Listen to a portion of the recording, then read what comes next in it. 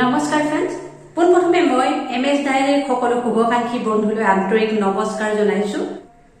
আৰু এই ভিডিঅ'ৰ মাধ্যমেৰে মই আজি এটা গুৰুত্বপূৰ্ণ কথা ক'বলৈ বিচাৰিম। বহু সংখ্যক বন্ধুৱে মোক কিছুমান ভিডিঅ'ৰ তলত বিৰূপ মন্তব্য কৰিছে। মই তেখেতসকলক এই ভিডিঅ'ৰ মাধ্যমেৰে অনুৰোধ জনাইছো আপোনালোকে যেন মোৰ ভিডিঅ'ৰ ভিতৰত প্ৰৱেশ নকৰে, মোৰ চেনেলত যাতে আপোনালোকে নাহে। কিয়নো মই নিবিচাৰো আপোনালোকৰ নিগেটিভ কমেণ্টসমূহৰ উত্তৰ মোৰো মুখেদি যাতে বেয়াকে কিবা ওলায়, সেই কথাটো মই কেতিয়াও নিবিচাৰো। সেইবাবে মই আপোনালোকক অনুৰোধ জনাইছো আপোনালোকে মোৰ ভিডিঅ'ত নাহিব, মোৰ ভিডিঅ' নাচাব।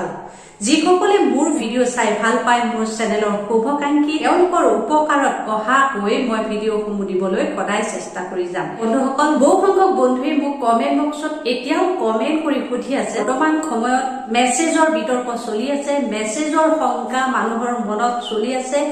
এই শংকিত মনৰ বহু গৰাকীয়ে মোক আজি পুনৰ সুধিছে, আগতেও বহু মেছেজ কৰিছিল। তেওঁলোকৰ মনত সেই ভীতিগ্ৰস্ততা এতিয়ালৈ আঁতৰা নাই। আচলতে মই ইয়াৰ ওপৰত বহুকেইটা ভিডিঅ' আপলোড কৰিছিলো, মই তেওঁলোকক বুজাব বিচাৰিছিলো বহুকেইটা কথাৰ মাধ্যমেৰে, কিন্তু তেখেতসকলৰ মনৰ পৰা সেই ভীতিগ্ৰস্ততাটো নাইকিয়া হোৱা নাই। সেইবাবে মই এই ভিডিঅ'টো প্ৰস্তুত কৰিছো। তেওঁলোকক মই অকণমান উৎসাহ দিয়াৰ উদ্দেশ্যে, মনৰ পৰা সেই ভয় ভাৱ দূৰ কৰাৰ উদ্দেশ্যে। বন্ধুসকল, আপোনালোকে যিমান শংকিত হৈ আছে, ইমান শংকিত হোৱাৰ প্ৰয়োজন নাই। মই আগৰ ভিডিঅ'সমূহৰ নিচিনাকৈ আজিও কওঁ যে যিসকলৰ মোবাইলত মেছেজ আহিছে তেওঁলোকেও শংকিত হ'ব নালাগে, আৰু যিসকলৰ মোবাইলত মেছেজ অহা নাই তেওঁলোকেও শংকিত হোৱাৰ কোনো প্ৰয়োজন নাই। মেছেজ অহা আৰু নহাক লৈ আপোনালোকৰ পৰীক্ষাৰ ৰিজাল্টত কোনো ধৰণৰ বিৰূপ প্ৰভাৱ পেলাব নোৱাৰে। মই বাৰে বাৰে কৈছো আপোনালোকক, এইটো এটা থাৰ্ড পাৰ্টি দুষ্ট চক্ৰ হয়। সেই দুষ্ট চক্ৰৰ লক্ষ্যটোৱে হৈছে যে আপোনালোকৰ নিচিনা কিছুমান সৰল মানুহক এই মেছেজৰ জৰিয়তে যাতে কেইটামান টকা উপাৰ্জন কৰিব পাৰে, তেওঁলোকৰ প্ৰধান লক্ষ্যই আছিল সেইটো। কিন্তু দেখা গৈছে যে বহুতে কিছুমান সাৱধানতা অৱলম্বন কৰা দেখা গৈছে, যাৰ বাবে হয়তো সেই টকা উপাৰ্জন কৰাৰ সেই পথটো তেওঁলোকে সহজেই ছাকচেছ হ'ব নোৱাৰিলে। গতিকে আপোনালোকক মই এই ক্ষেত্ৰত ধন্যবাদ জ্ঞাপন কৰিছো। বহু বন্ধুৱে সতৰ্কতা অৱলম্বন কৰিছে, দুষ্ট চক্ৰৰ জালত তেখেতসকল পৰা নাই। এইটো ভাবি সঁচাকৈয়ে মোৰ ভাল লাগিছে।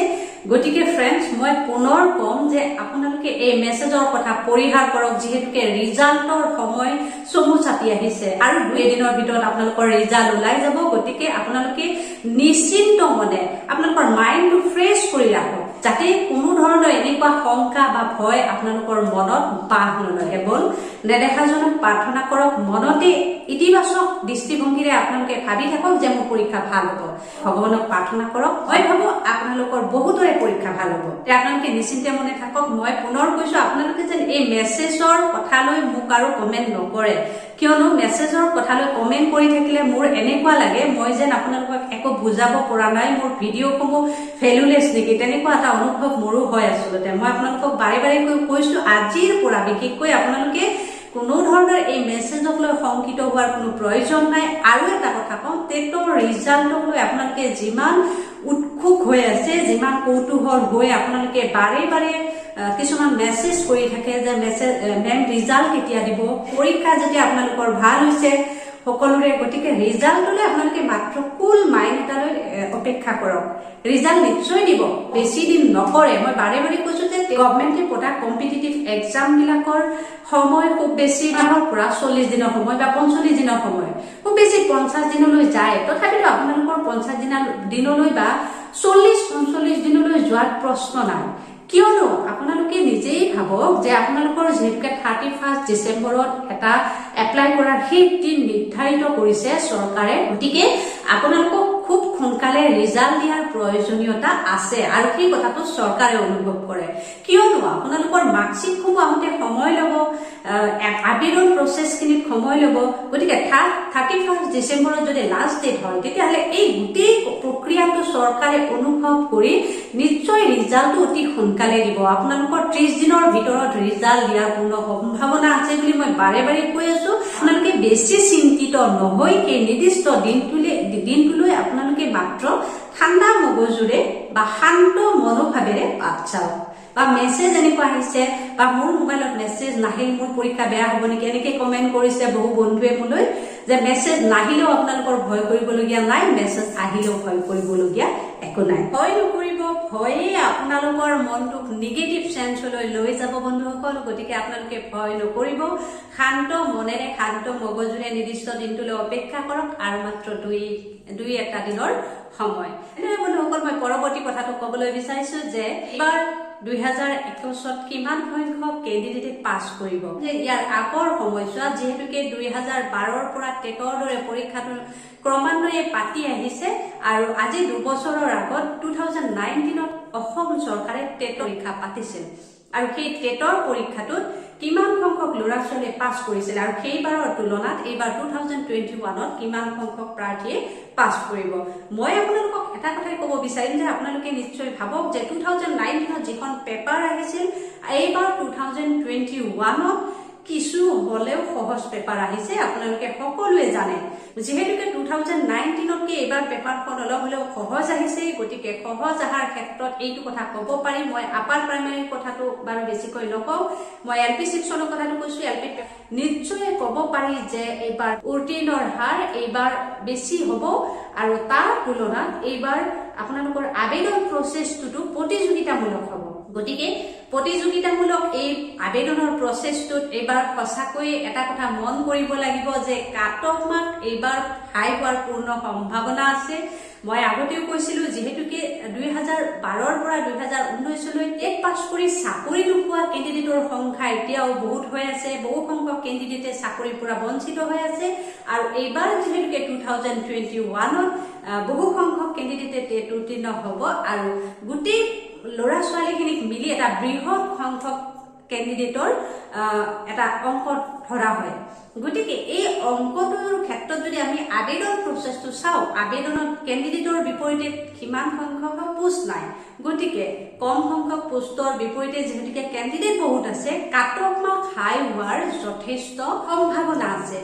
গতিকে এবাৰ যিহেতুকে আবেদন প্ৰচেছ প্ৰতিযোগিতামূলক হ'ব, গতিকে কাট অফ মাৰ্ক হাই হ'ব। আপোনালোকক মই এইটো কথা কৈ থলো আৰু এইবাৰ উত্তীৰ্ণৰ হাৰ যথেষ্ট পৰিমাণে বৃদ্ধি পাব যোৱাটো সময়ছোৱাতকৈ। এবাৰ ক'ব বিচাৰিম যে NEP 2020 অৰ্থাৎ নতুন শিক্ষানীতিৰ আণ্ডাৰত যিবিলাক প্ৰচেছ হ'ব, নতুন শিক্ষানীতি 2022ৰ পৰা যিহেতুকে কাৰ্যকৰী হ'ব, আমাৰ শিক্ষা ব্যৱস্থাটো যথেষ্ট সাল সলনি ঘটিব। আপোনালোকে সকলোৱে চাগে NEP 2020খন নিশ্চয় পঢ়িছে, তাত স্পষ্ট কিছুমান কথা উল্লেখ আছে। এটা অতিকৈ আশ্চৰ্যজনক আৰু আটাইতকৈ গুৰুত্বপূৰ্ণ কথা মই এই ভিডিঅ'ৰ মাধ্যমেৰে জনাম যে 2022 চনত মেট্ৰিক আৰু হায়াৰ ছেকেণ্ডাৰী পৰীক্ষা শেষবাৰৰ বাবে হ'ব। তাৰ পিছত মেট্ৰিক বা হায়াৰ ছেকেণ্ডাৰী বুলি তেনেকুৱা পৰীক্ষা একো নাথাকিব। তাৰ পিছত নতুন শিক্ষানীতিৰ আধাৰত নতুন কিছুমান পৰীক্ষা মূল্যায়ন হ'ব। এইটো কেনেকৈ হয় পিছৰ পৰ্যায়ত আমি দেখিবলৈ পাম, কিন্তু আমি এইটো কথাই জানিব পাৰো যে NEP 2020 আধাৰত যিহেতুকে পৰৱৰ্তী পৰ্যায়ত শিক্ষানীতি সলনি হ'ব, গতিকে মেট্ৰিক আৰু হায়াৰ ছেকেণ্ডাৰী পৰীক্ষা 2022 চনত শেষবাৰৰ বাবে হ'ব। তাৰ পিছত আৰু আমি তেনেকুৱা পৰীক্ষা দেখিবলৈ নাপাওঁ। জনালো শেষত মই এটা কথা ক'ম যে বোলে এই ভিডিঅ'টো বেয়া পাইছে তেওঁলোকে যেন বিৰূপ মন্তব্য নকৰে। আপোনালোকে মোৰ ভিডিঅ' নাচালেই হ'ল, মই বাৰে বাৰে কৈছো। আৰু এটা কথা জনাম যে বহু সংখ্যক কেণ্ডিডেটে মোক আচলতে ভিডিঅ'বিলাকৰ তলত বেয়া কিছুমান কমেণ্ট কৰিছে। মই গোটেই কমেণ্টসমূহ স্ক্ৰীনশ্বট মাৰি থৈ দিছো আৰু সেই স্ক্ৰীনশ্বট সহ মই এটা ভিডিঅ' প্ৰস্তুত কৰিম আৰু দেখুৱাবলৈ চেষ্টা কৰিম কি নামৰ ব্যক্তিয়ে কোনে কোনে মোক বেয়া কমেণ্ট কৰিছে আৰু সেই কমেণ্টসমূহ কেনেধৰণৰ। মই আপোনালোকক স্ক্ৰীনশ্বট দিম আৰু সেই ভিডিঅ' তেনেকুৱা এটা ভিডিঅ' মই প্ৰস্তুত কৰিবলৈ চেষ্টা কৰিম। আৰু ফ্ৰেণ্ডছ, এই ভিডিঅ'ৰ মাধ্যমেৰে মই আপোনালোকক জনাওঁ এনেকৈ যদি মোৰ প্ৰতি তেনেকুৱা বিৰূপ কমেণ্টসমূহ আহি থাকে, পৰৱৰ্তী পৰ্যায়ত মই পুলিচৰ সহায় ল'বলৈ বাধ্য হ'ম। মই আচলতে শিক্ষয়িত্ৰী হৈ মই বহুখিনি ধৈৰ্য সহ্য কৰিছো। আচলতে মই কাৰো অপকাৰৰ কথা চিন্তা কৰি মই ভিডিঅ' প্ৰস্তুত কৰা নাই। মই আপোনালোকৰ উপকাৰৰ কথা ভাবিয়ে ভিডিঅ'সমূহ প্ৰস্তুত কৰিছো। তেনে ক্ষেত্ৰত কাৰোবাৰ যদি মনোভূত ভিডিঅ' নহয় তেনেহ'লে সেইসকলে ভিডিঅ'সমূহ নাচালেই হ'ল। এনেকৈ যদি বেয়া মন্তব্যসমূহ সদায় মই পাইছো তেনেহ'লে মই পৰৱৰ্তী পৰ্যায়ত সেই স্ক্ৰীনশ্বট সহ মই পুলিচৰ কাষ চাপিবলৈ বাধ্য হ'ম। তাত যেন বন্ধুসকলে বেয়া নাপায়। মই আচলতে মোৰ শুভাকাংক্ষী বন্ধুসকলক উদ্দেশ্যি কথাখিনি ক'ব বিচৰা নাই। মই সেইসকলক কৈছো যিসকলে মোৰ প্ৰতি বেয়া মনোভাৱ বা বেয়া কিছুমান কমেণ্টৰ জৰিয়তে মোক দবাই দিবলৈ চেষ্টা কৰি থকা হৈছে যে মই এনেকুৱা যদি পাই থাকো তেনেহ'লে মই পৰৱৰ্তী পৰ্যায়ত আৰক্ষীৰ কাষ চাপিবলৈ বাধ্য হ'ম।